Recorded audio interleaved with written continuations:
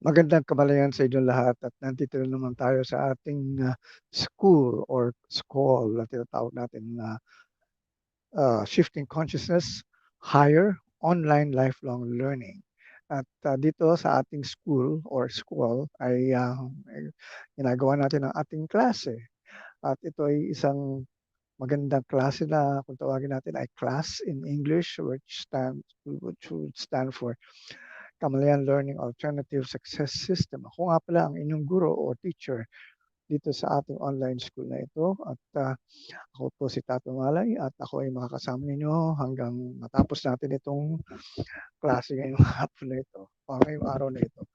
Alright, so kayo ay aking inaanyahan na talagang mag-subscribe sa aking Kamalayan channel online, Tato Malay Kamalayan channel dahil nandyan lahat yung mga iba kong mga episodes na kung saan ay dati kong mga tinuro na mga part of this class ay makikita nyo doon o mapapanood nyo doon. No? Sana mapuntahan nyo doon. No? Or kaya nga, please subscribe to my Kamalayan channel. Alright, so ngayong araw na ito ay pagpapatuloy natin yung umpisahan natin nung isang araw kung saan ay inisa-isa natin ang mga lessons na mapupulot natin sa isang napakagandang poem na ginawang kanta in a way, no? Yung Desiderata.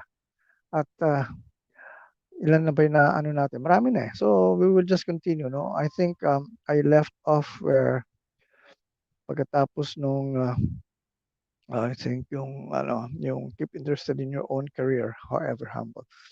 All right, so I would go now to the next line.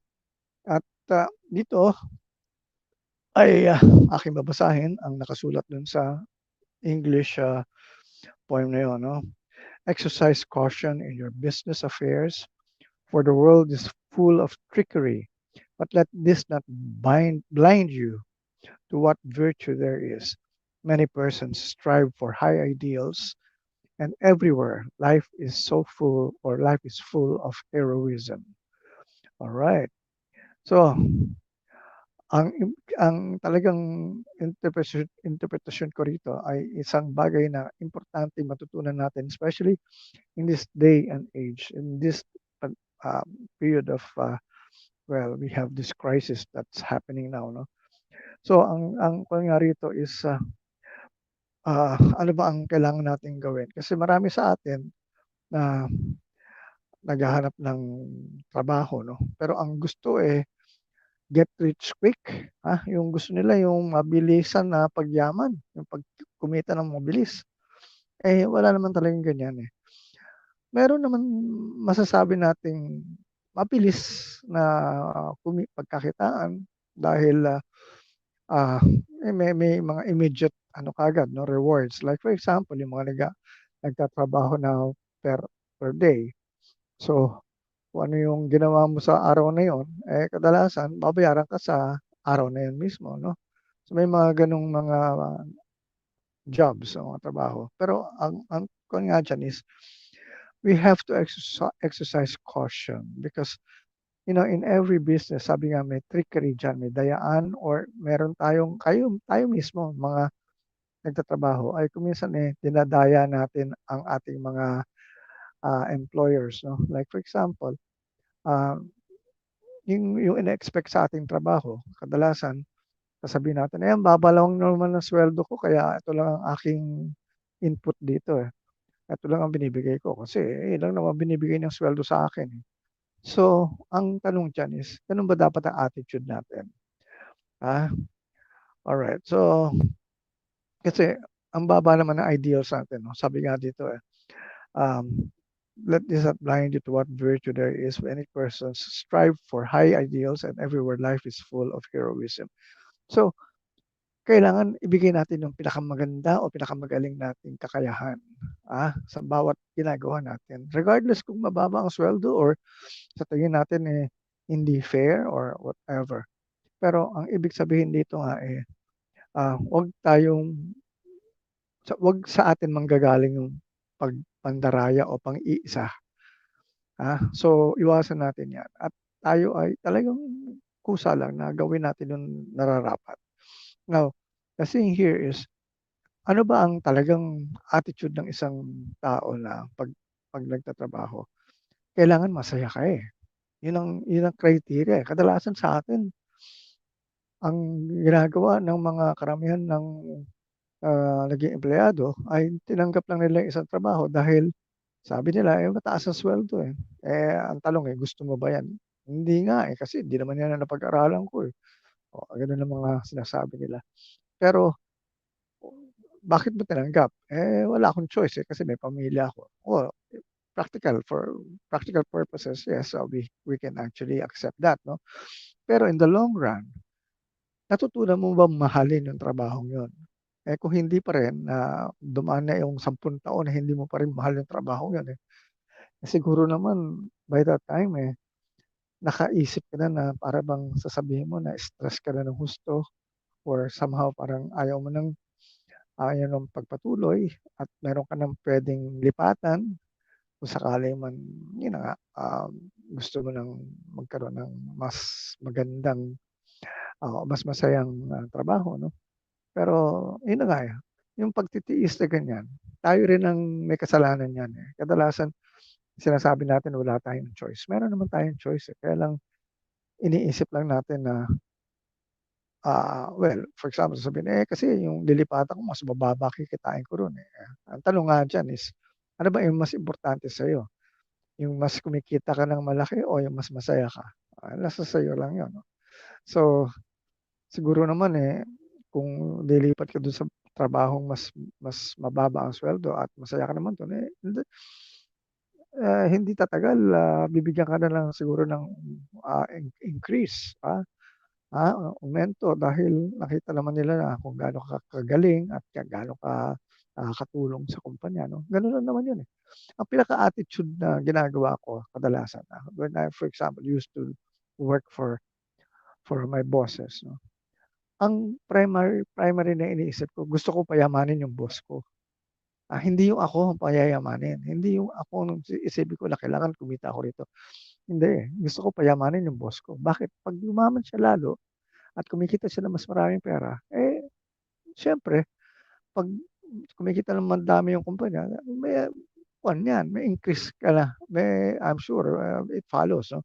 Pero 'pag inuuna mo yung gusto mo at, sasabihin mo, "Ay hindi, ako lang ang kailangan kong payamanin, magpayaman dito, wala akong pakialam sa kanya." So, 'pag gano'n ang attitude mo, eh, baligtad 'yun. So, basically, that's another way of, looking at this particular line, 'no? Although, yun na nga, lumihis na ako pero dinagdag ko na yung ibang kong kuwan do'n kasi ang dami kong gusto sabihin about, nga, one's attitude when it comes to work, eh. And somehow siguro naman, eh, may napulot na kayo do'n, 'no? Now, eto na nga yung susunod na, be yourself, especially do not feign affection. Be yourself. Sino ka ba? Magpakatotoo ka. Anong ibig sabihin ng magpakatotoo ka? Alam mo ba kung ano ka? Sino ka ba? Alam mo ba kung sino ka?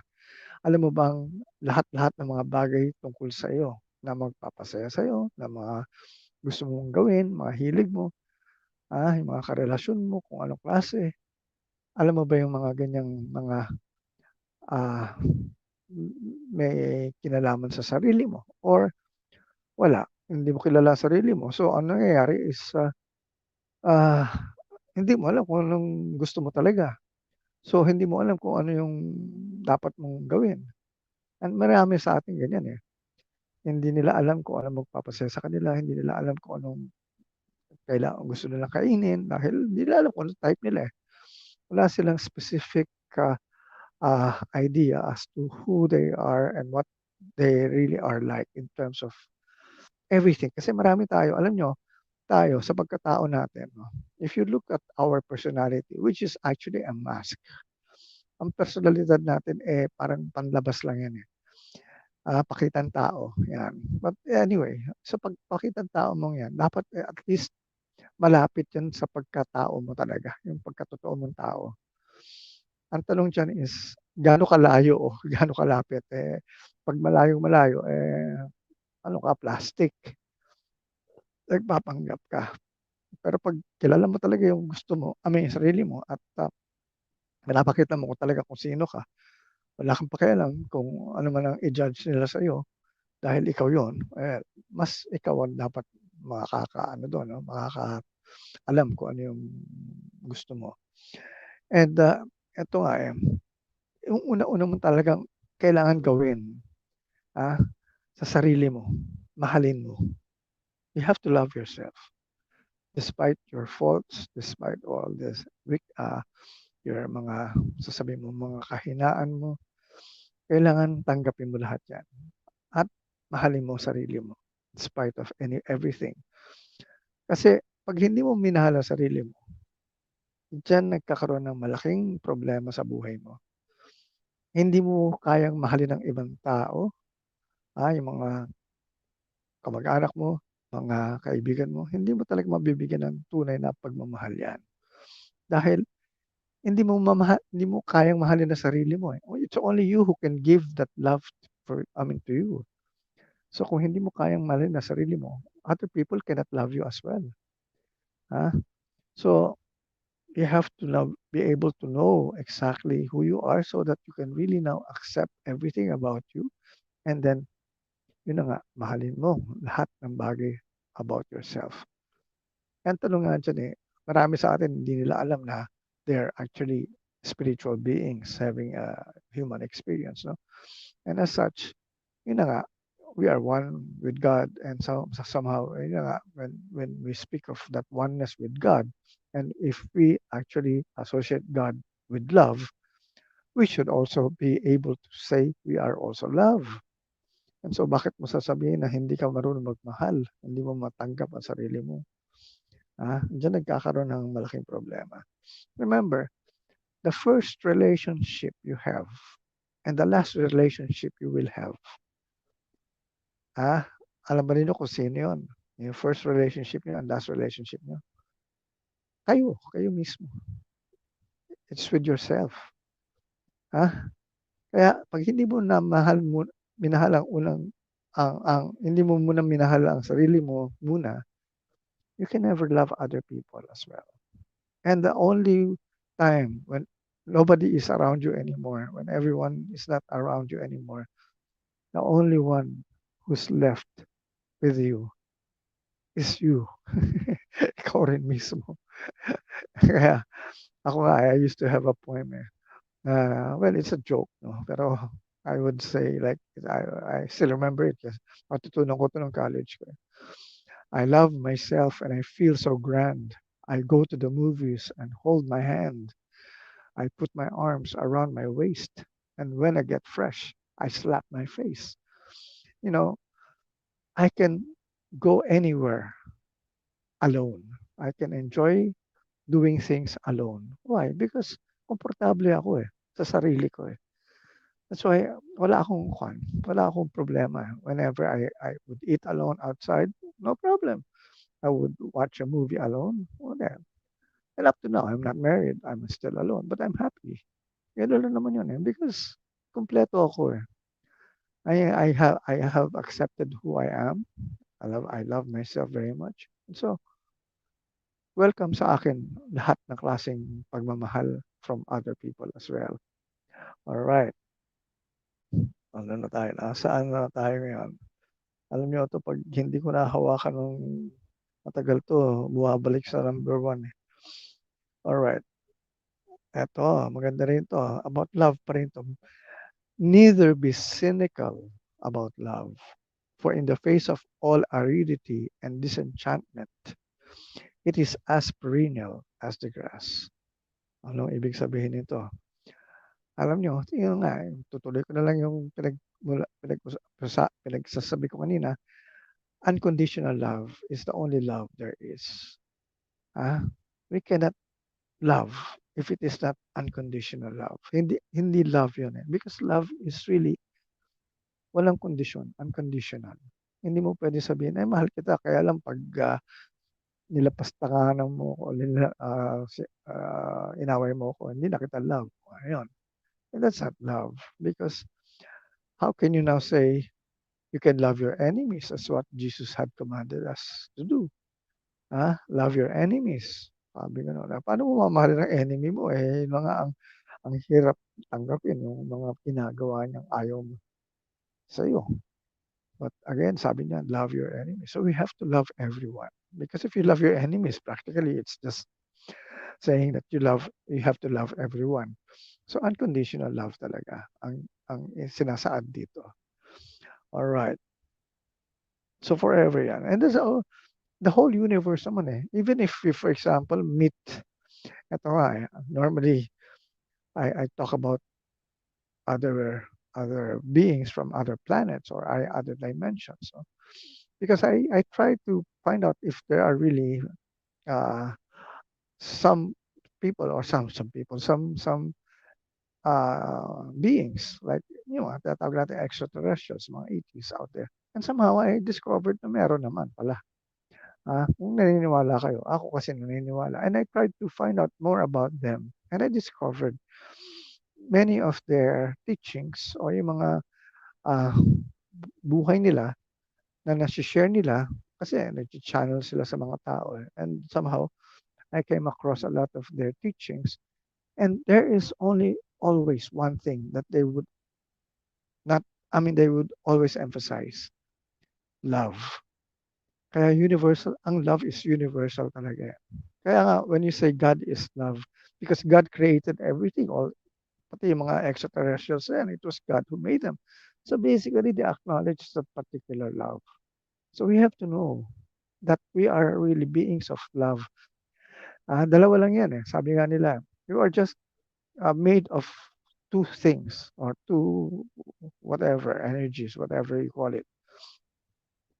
And it's basically the same. Ah, kasi ibig sa dalawa yun, isa lang talaga yun eh. Because always when you mention love and light, we are made out of love and light. But basically, it's just light. Yeah, because we are love. So, love and light are just one. Yun ang sinasabi nila palagi. So, we are made of light. And since they are made of light, they are made of love. So, they don't separate love from light. So, we are beings of light, sabi nila. But ang katumbas nun is we are beings of love as well. All right. So, tayo. Uh, be yourself. Do not feign affection. Ayan, tapos na pala tayo nun. Take kindly the counsel of the years, gracefully surrendering the things of youth. Take kindly the counsel of the years, gracefully surrendering the things of youth. There is only one thing that is constant in our world, no? In our universe, and it's change. In all the universes, sabi nga ng mga 80, change is also everything that they experience as well. So, wag nating iwasan ang pagbabago dahil kasama yan sa ating buhay. There is only one thing that is really constant, change. Alright. So, importante na makasabay tayo sa pagbabago palagi. We cannot say we want to have everything as is or walang mangyayari or status quo.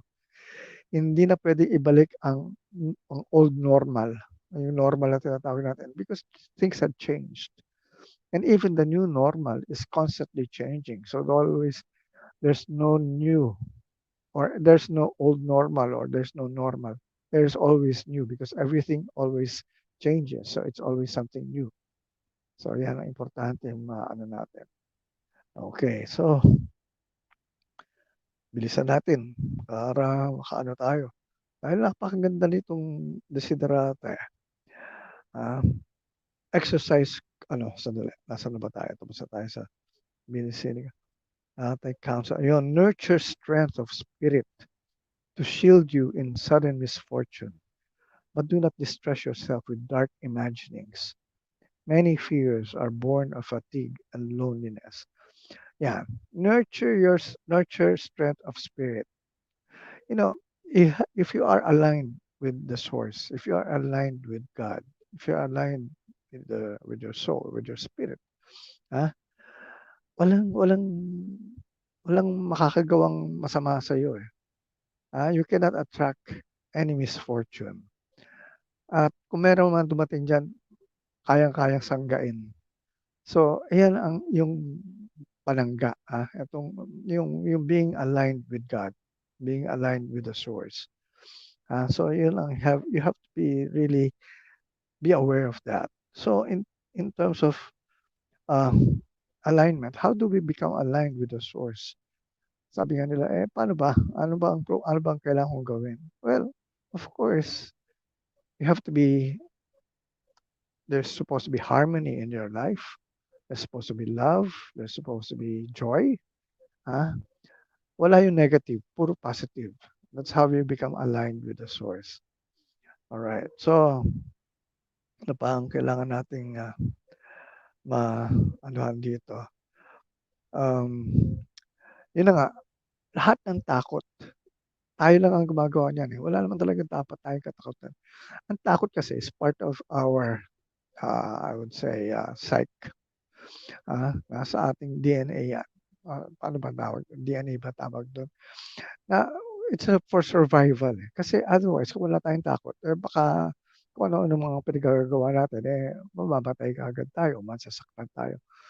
The only way that fear really works in us is for survival because, yun na nga, kailangan maiwasan mo yung mga makakasama sa'yo and somehow parang dun lang naman talaga ang purpose ng fear.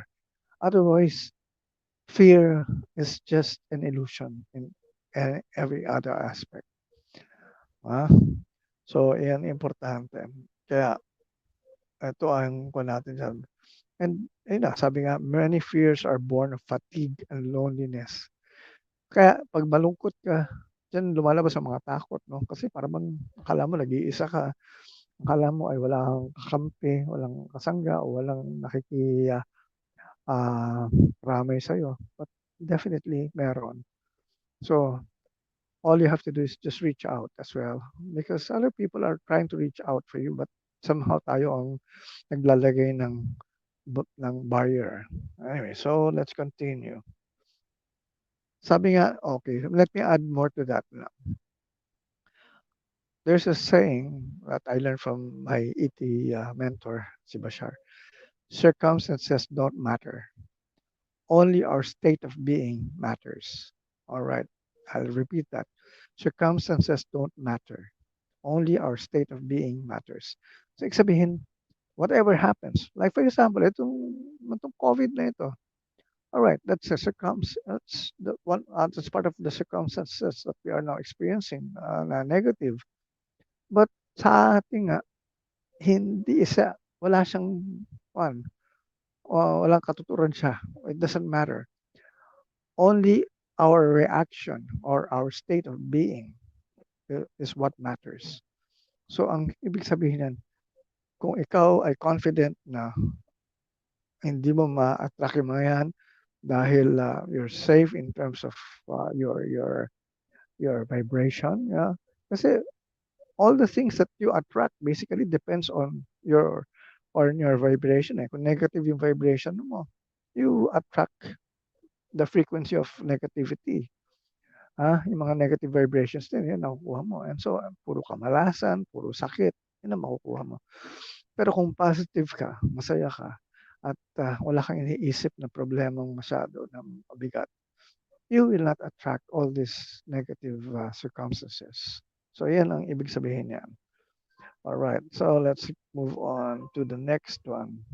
Layo ko na naman dito. All right. So, beyond the wholesome discipline, be gentle with yourself. Yan. Ibig sabihin yan, ano ibig sabihin yan? Beyond the wholesome discipline, be gentle with yourself.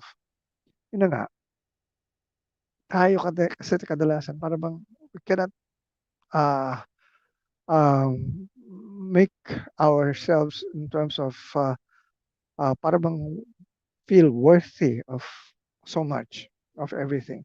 And somehow, many of us always would say, eh, ano eh, I have to, I have to strive for more, I have to do more, I have to become more because hindi ako nila matanggap, ha? Yun na nga, so we do a lot of things na talagang pinagkakahirapan natin, pinagdurusahan natin just to be able to feel accepted by people. And somehow, yun na nga, sabi dito is be um, ano tawag dito? Um, oh yeah, wait, beyond a wholesome discipline, be gentle with yourself. Relax ka lang. I mean, huwag mong anuhin, pilitin, huwag mo i-force ang mga bagay-bagay sa sarili mo. Eh, magsasuffer ka niyan. So, take it easy. And besides, hindi naman tayo nagmamadali eh. Akala natin kasi nagmamadali tayo dahil sabi nga nila eh, maikli lamang daw ang buhay natin o ang oras natin dito. Hindi totoo yan. Hindi tayo namamatay because we live forever. Yan ang hindi natin alam o hindi na ituro sa atin na tama. And since we are infinite beings, ito yung kailangan nyo maintindihan. Kung hindi nyo ma-achieve ngayon, you will achieve them later on in another life or another lifetime. Yan ang aking nais iparating sa karamihan. No? Pero ang hirap maituro yan dahil marami sa atin hindi matanggap yung ganyang klaseng kaisipan. Pero diyan nagkakaproblema nga. Pero kung alam mo na hindi mo magagawa nga lahat ang mga bagay-bagay. Pwede mo magawa yung mga gusto mo ngayon, pero hindi lahat ng gusto mo pwede mo magawa. Yung ilan sa karamihan dyan, magagawa mo. Pero yung ibang, yung lahat-lahat, hindi pwede. So, mamili ka lang. At this point in time, we are here to experience whatever is there to be experienced. Ano ang priorities mo. That's why ang importante is what makes you excited. Ano yung kung saan ka excited, yun lang ang gawin mo. Huwag mong gawin yung hindi ka excited. Wala yun. Sayang lang yung oras mo. Sayang lang yung panahon. Walang mangyayari sa iyo at magsisisi ka lang. So, gawin mo lang yung mga gusto mong gawin. Yan. Yun ang hindi tinuro nga sa atin ng tama eh. So, sabi nga dito ulit. Alright. Ano yung kasunod na? Okay. Ito maganda.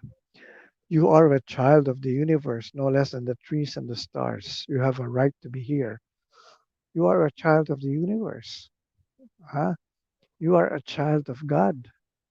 So ano ibig sabihin nun? If you are a child of God, anong kasunod nun? Saan ka nakatira?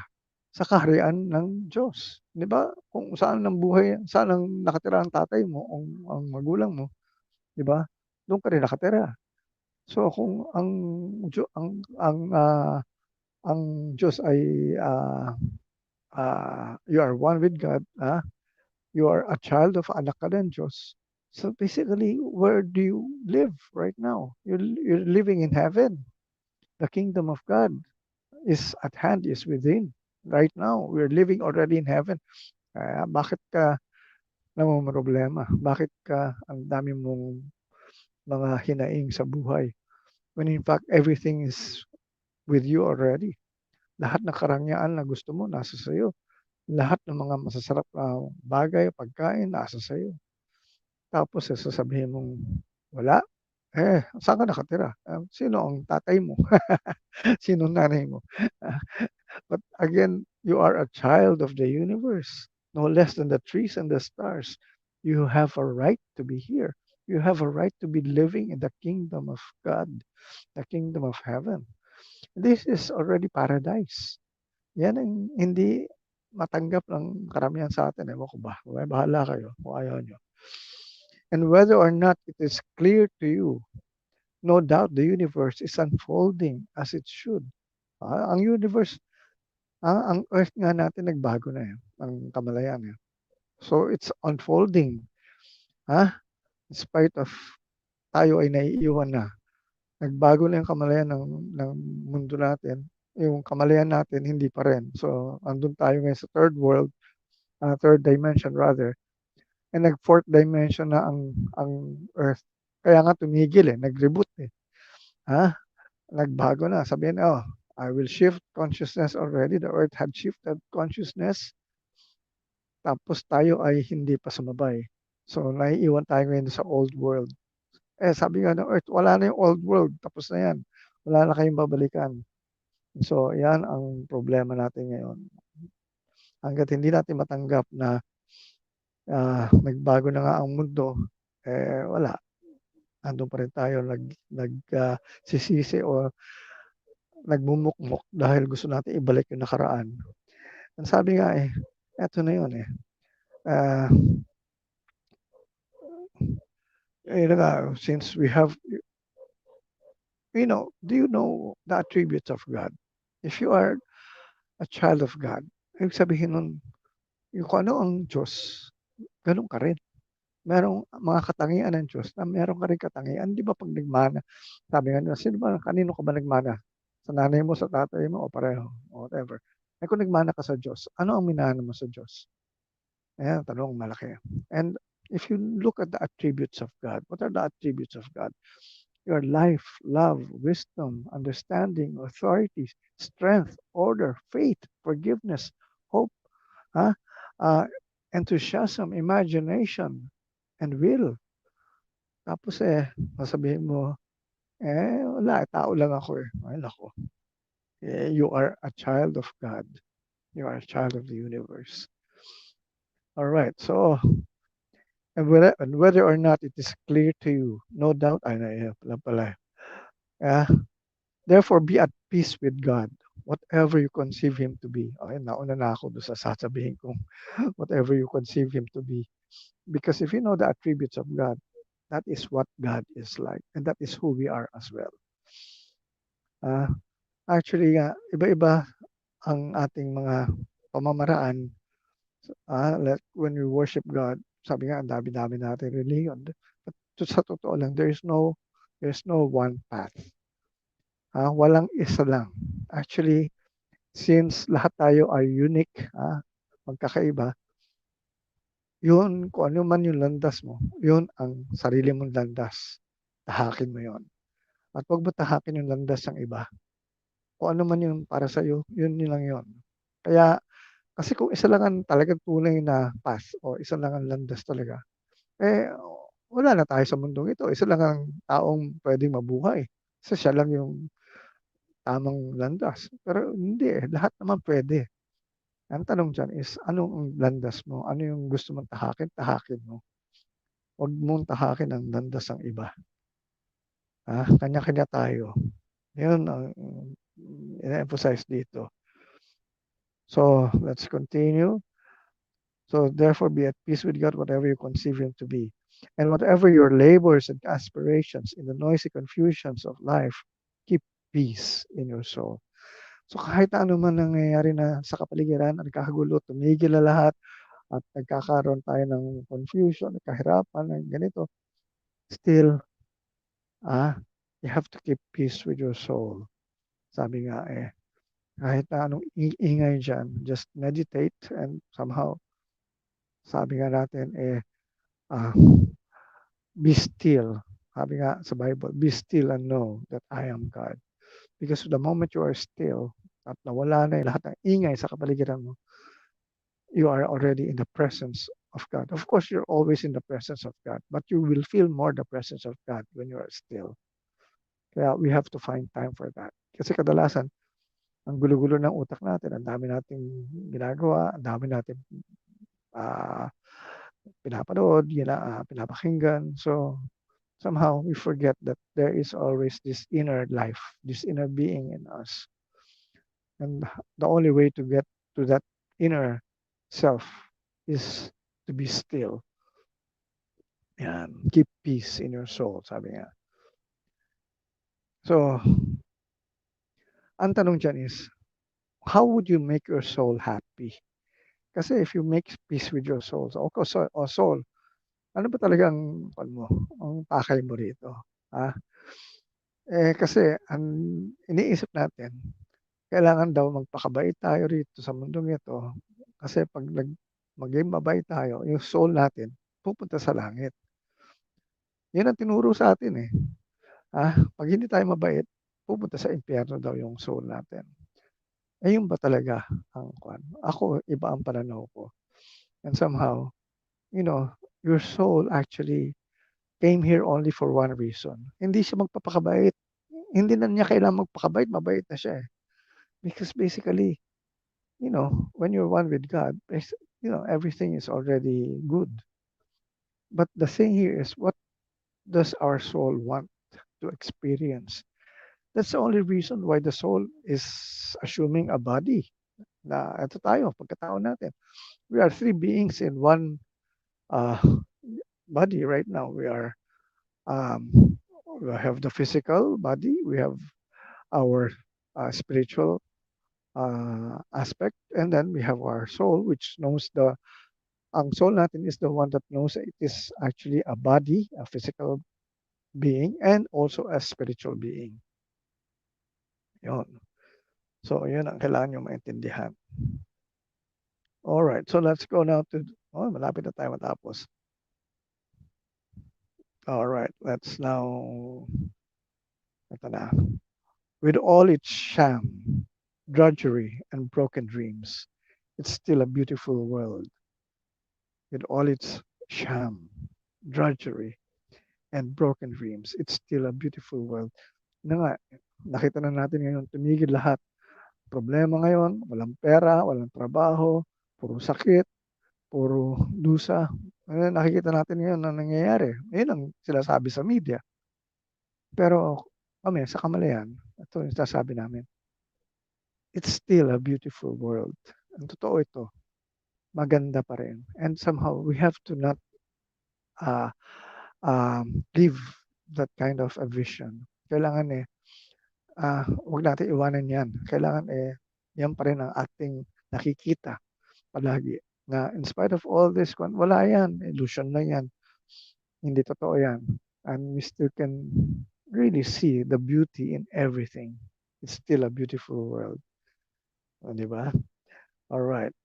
So, it's all practically our beliefs. Palitan lang natin yung mga paniniwala natin. Kasi ang mga paniniwala natin ang nagbibigay ng kulay kung pangit o maganda ang mundo natin, ang buhay natin. Kung palitan lang natin lahat ng paniniwala natin, magbabago lahat ang nangyayari sa mundo natin.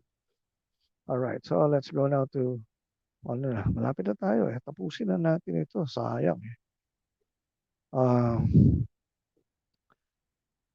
Ayun. Ay, last na pala tayo. Be cheerful, strive to be happy. Ayun ang last pala.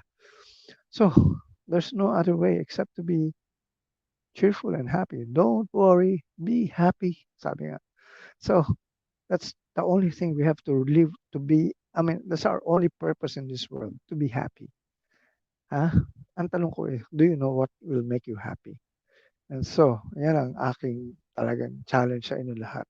Kung hindi pa ninyo alam kung ano magpapasaya sa inyo, find time to always attend our school or our ating class dito sa ating eskwelahan na tinatawag natin SCHOLL or Shifting Consciousness Higher Online Lifelong Learning. Dahil dito, talaga sinisikap namin magbago ang inyong kamalayan. And before I go, I'd like to just plug a book. It's a book written by my good friend, Farisha Tudlong. Farisha Gale Lealay Tudlong from Bontoc Mountain Province. She wrote a book. Ang ganda-ganda nito. Ang pangalan nito is Daily Dose of Sunshine. And it's so inspirational. It's so, I would say, kakaiba eh. Ang style ng pagsulat niya dito dahil parang she wrote letters to herself. And somehow, ito yung mga binigay niyang mga pointers as to how to live life the way it should be. And so get hold of this book. I will actually talk more about this as we go along in our other classes. No? So find time to look for this book. It's online also. I think anyway, I'll tell you where you can buy this book later on. So with that, I'd like to say maraming salamat sa inyong lahat. At thank you for keeping me company again. And till our next class, this is Tato Malay saying, magandang kamalayan sa inyong lahat.